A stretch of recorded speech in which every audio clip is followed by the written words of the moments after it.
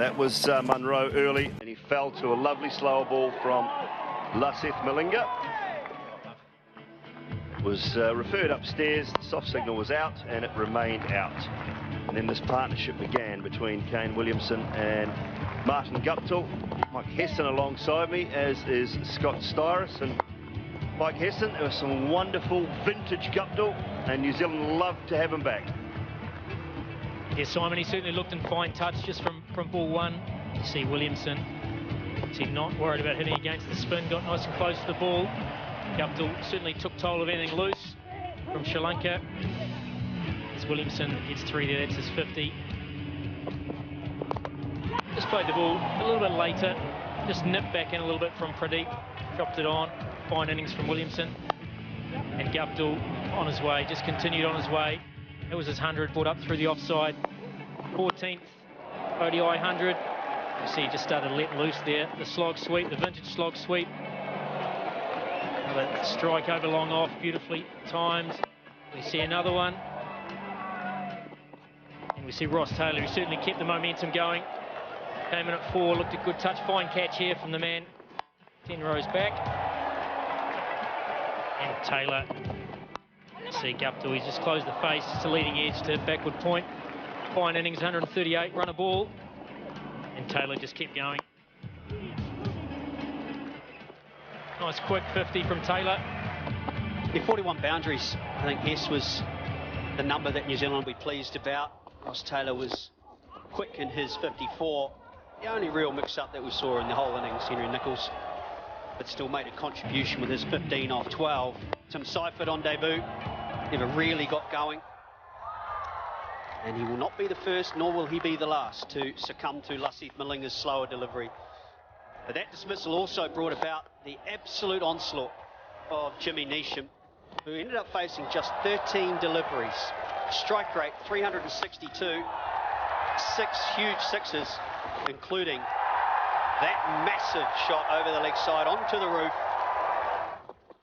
And 34 runs coming off that over. Matt Henry did his best, but the innings was concluded with a tremendous shot over the offside. Back in the side is Jimmy Neesham, recalled, and devastating is the first word that comes to mind with that 47 off 13.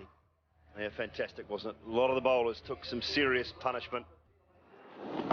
And this was the way Sri Lanka went about trying to get that daunting task of 372. It was De Gwella, it was Gunatilaka who set out the 2 left-handers.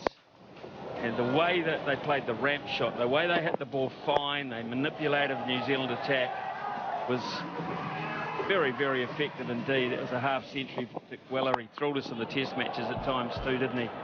And the brute power came out. New Zealand needed to break through, and they strangled one down the leg side, and it was Neesham that struck.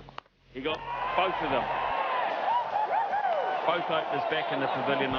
That partnership of 119 ended. So out came Pereira.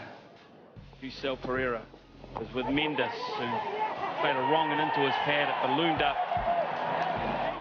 Seifert took another good one. Pereira bringing up his 50. While this was on, Sri Lanka was still surging, requiring around about 8 and over from a long way out. They lost Chandimal, which was a big blow. Neesham again. Ross Taylor, taking that catch, became the most prolific catcher in New Zealand cricket history in all forms of international cricket. Went past Stephen Fleming tonight. Matt Henry couldn't buy a trick today. This wasn't his day on return to the side. And Ratner came out and couldn't quite get the mode of operation going quickly enough to help Pereira out at that point.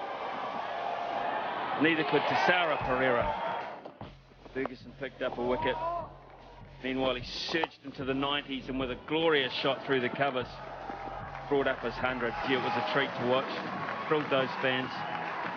But he couldn't continue. And in the end, he skied one off Trent Bolt. And Seifert ran round and said, I'm going to have this.